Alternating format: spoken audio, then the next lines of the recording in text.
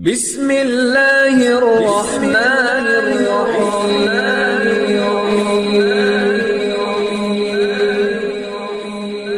بسم اللہ الرحمن الرحیم۔ السلام علیکم۔ وظیفے کی اجازت کے لیے کمنٹس میں اپنا نام لکھ دیں، اور اگر آپ ہمارے چینل پر نیو ہیں تو ہمارے چینل کو ضرور سبسکرائب کر دیجیے گا۔ آج جو میں آپ کی خدمت میں وظیفہ لے کر آئی ہوں، یہ کسی بھی انسان کے دل میں اپنی محبت پیدا کرنے کے لیے مجرب اور بہت سے لوگوں کا آزمایا ہوا عمل ہے۔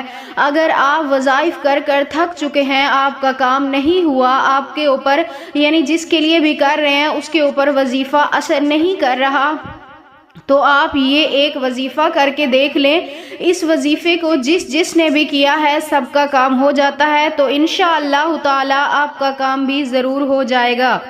تو عمل کی طرف چلتے ہیں۔ عمل بہت ہی آسان ہے۔ یہ عمل آپ نے رات کو سوتے وقت کرنا ہے۔ اس انسان کا یعنی اپنے محبوب کا تصور کرتے ہوئے کہ اپنے محبوب کے دل میں آپ اپنی محبت ڈالنا چاہتے ہیں، پیار ڈالنا چاہتے ہیں، یہ سوچ کر آپ نے رات کو سوتے وقت یعنی عشاء کے بعد اپنے بستر پہ بیٹھ کے آپ نے یہ عمل کرنا ہے۔